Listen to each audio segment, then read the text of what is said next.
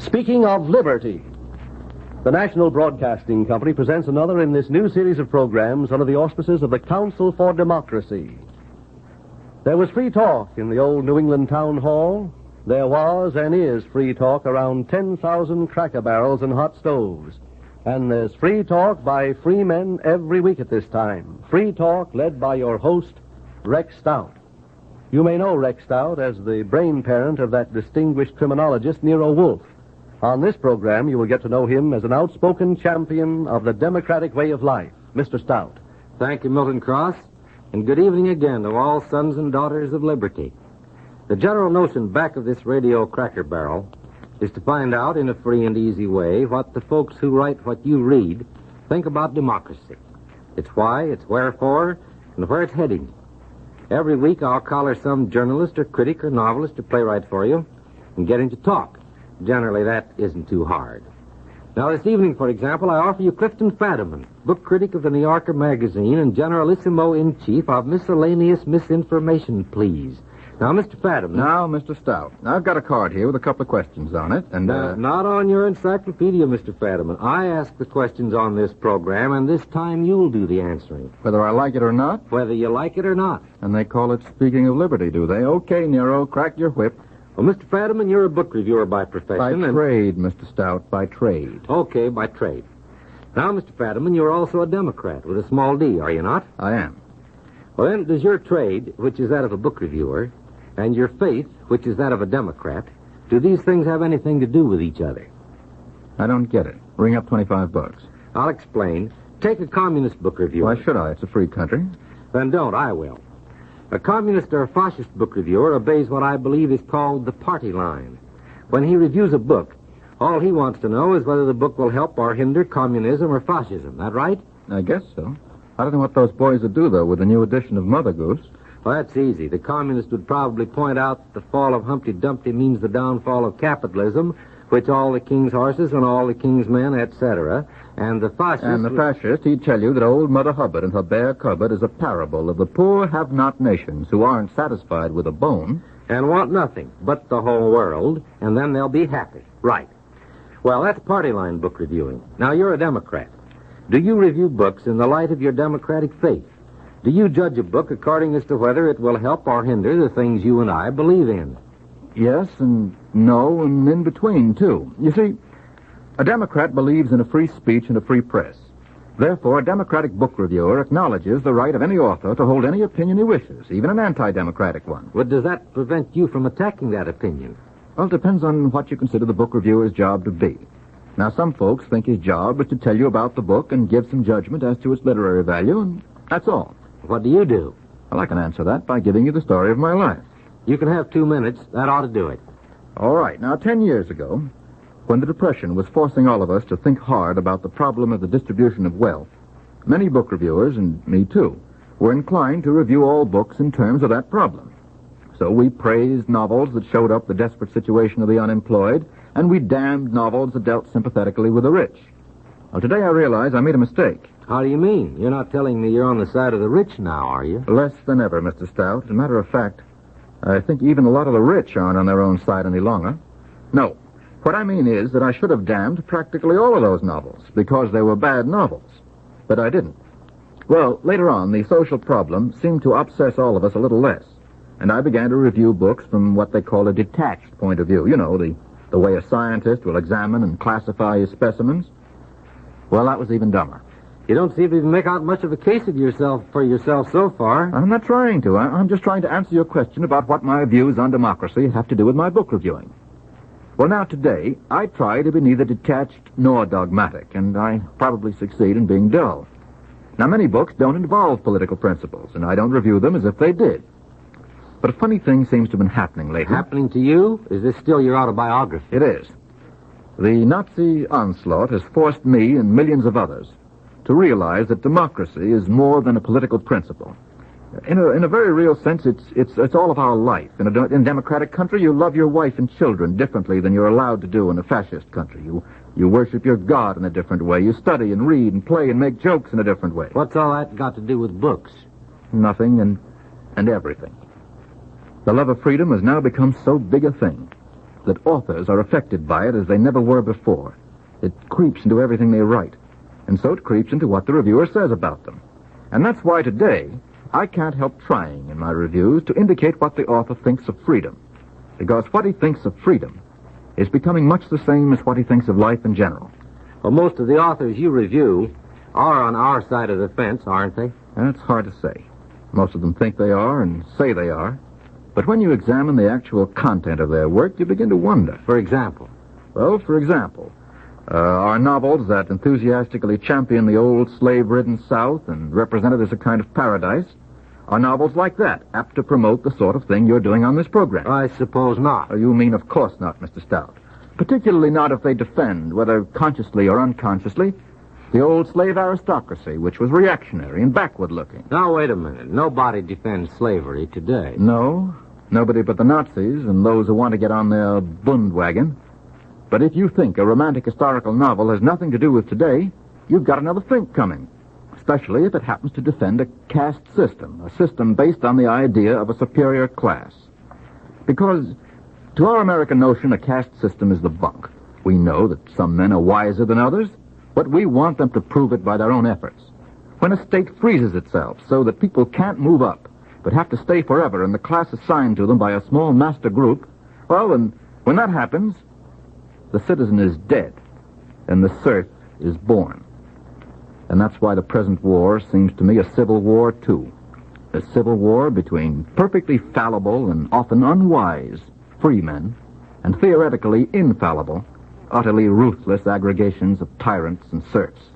I agree with you, Mr. Fraddim, but you're out of bounds, back on the beat. Well, I've got two beats. The other is radio.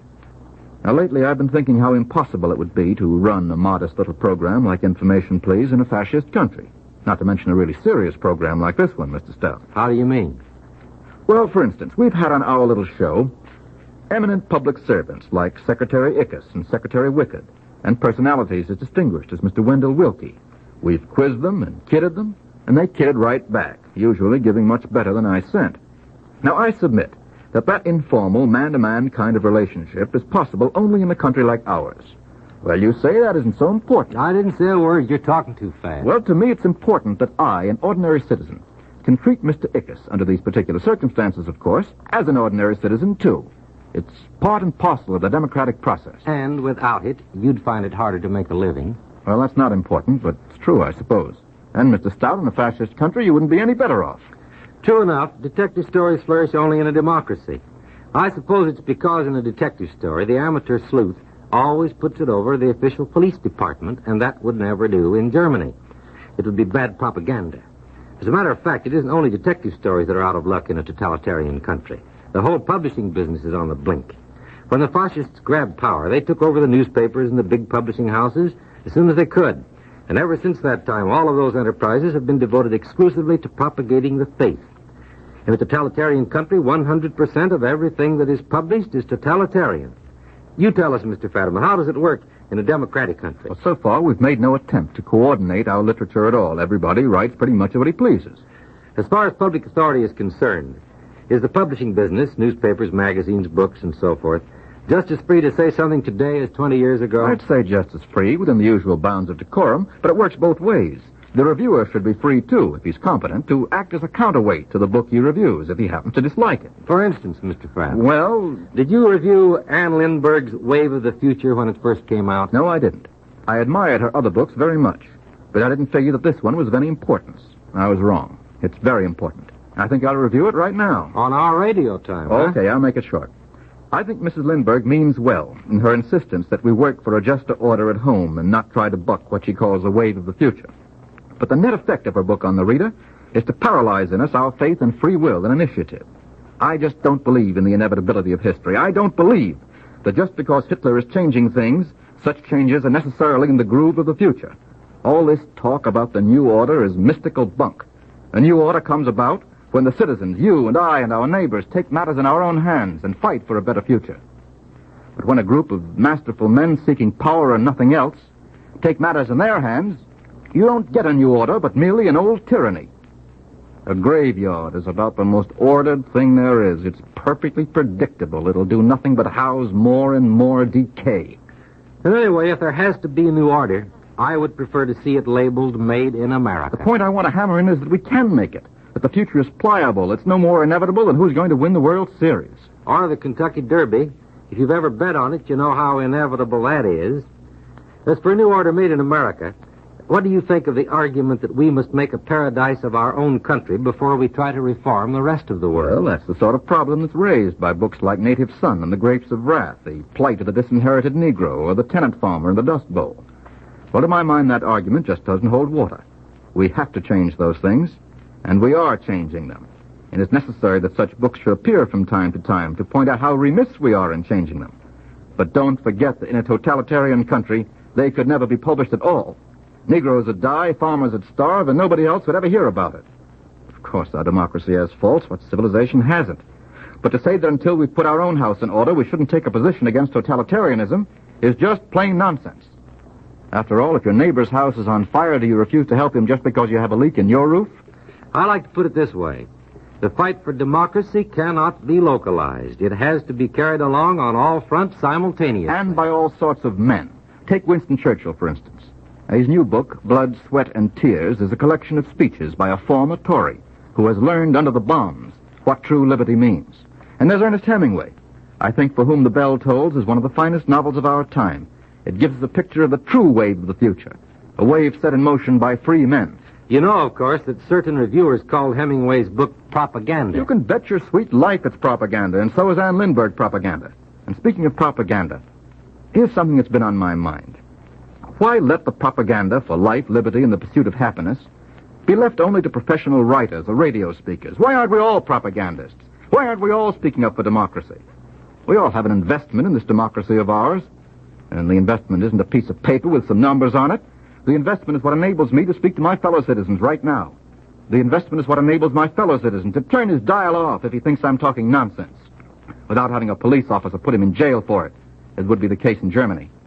The investment, well, it's in our privilege to laugh when we please, sing what we like, make jokes about each other or our government, bring up our kids the way we think best, and work together for a world in which those kids won't be parts of a machine, but free Americans and perhaps even free citizens of the world. That's an investment worth protecting and worth talking about. I say it's worth fighting for if necessary. Perhaps it's the only thing worth fighting for. It's the only one I know of. It seems to me that there are two kinds of people in the world today, as always. Those who accommodate themselves to a world which is really being directed by others, and those who are accustomed to take that direction into their own hands. So far, this country has been built and carried forward by people of the second kind, by men and women of courage and free will and initiative who were, and are, not afraid to face the future with all it holds and make it their own, and I don't think we're going to change. Period, Mr. Stout. Thank you, Mr. Fraddim. Ladies and gentlemen, our guest this evening has been Clifton Fraddim. This is Rex Stout saying goodbye until next Thursday. You have just heard the third in a new series of programs entitled Speaking of Liberty, brought to you each Thursday evening at this time by the National Broadcasting Company in cooperation with the Council for Democracy, a national organization dedicated to the propagation of an American faith in democracy. Next week, Rex Stout will bring Dr. Lin Yu Tang to the microphone. A copy of the script of this broadcast, along with a list of books on democracy and the current crises, will be made free to anyone requesting it. Please address your letter or card to the Council for Democracy, 285 Madison Avenue, New York City. Speaking of Liberty has been presented as a public service by NBC and the independent radio stations associated with the Red Network of the National Broadcasting Company.